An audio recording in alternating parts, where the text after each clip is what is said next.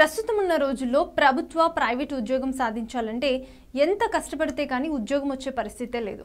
కానీ ఈ యువతి మాత్రం ఒకటి కాదు రెండు కాదు ఏకంగా 16 ఉద్యోగాలను తిరస్కరించి చివరికి అనుకున్న ఐపీఎస్ ఉద్యోగం సాధించింది. ఈ యువతి పేరు తృప్తి భట్. ఈ నేపథ్యంలో ఐపీఎస్ అధికారి తృప్తి భట్ సక్సెస్ స్టోరీ మీకోసం. ఉత్తరాఖండ్లోని ఆల్మోరాకు చెందిన ఈమె ఉపాధ్యాయ కుటుంబంలో జన్మించింది. తన 4 తోబుట్టుల్లో ఈమె పెద్దది. ఆమె 9వ తరగతి చదువుతుండగా దివంగత రాష్ట్రపతి డాక్టర్ ఏపీజే అబ్దుల్ కలాంను కలిసే అవకాశం వచ్చింది. కలాం స్వయంగా తన చేతులతో రాసిన లేఖను తృప్తికి ఇచ్చారు. అందులో ఎన్నో స్ఫూర్తిదాయక విషయాలు ఉన్నాయి. కలాం నుంచి స్ఫూర్తి అందుకున్న తృప్తి చదువులో అమోఘంగా రాణించింది.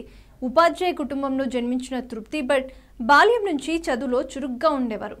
మెకానికల్ ఇంజనీరింగ్లో బీటెక్ చదివిన ఈ యువతి ఇస్రోతో పాటు 6 ప్రభుత్వ పరీక్షల్లో ఉత్తీర్ణత సాధించి ప్రశంసలు అందుకుంది. బాల్యంలోనే ఐపీఎస్ ఆఫీసర్ కావాలని కలలు కన్న తృప్తి తనకు వచ్చిన అద్భుతమైన అవకాశాలను వదులుకొని ఒక్కో మెట్టు పైకు ఎదిగింది. తైక్వాండో, కరాటేలో శిక్షణ తీసుకోవడంతో పాటు మ్యారథాన్, బ్యాడ్మింటన్ పోటీలలో సత్తా చాటి బంగారు పతకాలను సాధించింది.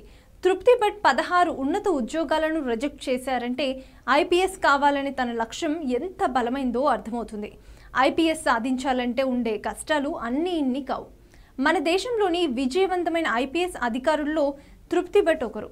తృప్తి భట్ ప్రతిభ గురించి ఎంత చెప్పినా తక్కువేనని మరికొందరు సోషల్ మీడియా వేదికగా కామెంట్స్ చేస్తున్నారు. తృప్తి భట్ తొలి ప్రయత్నంలోనే 165వ ర్యాంక్తో ఐపీఎస్ కావాలనే లక్ష్యాన్ని సాధించారు. టాలెంట్ ఉంటే లక్ష్యాన్ని సాధించి ఉన్నత స్థాయికి ఎదగవచ్చు అని ఆమె నిరూపించారు. ఆమె సాధించిన విజయాలు నేటి పోటీ ప్రపంచంలో ఉన్న యువతరానికి స్ఫూర్తిదాయకంగా ఉంటుంది.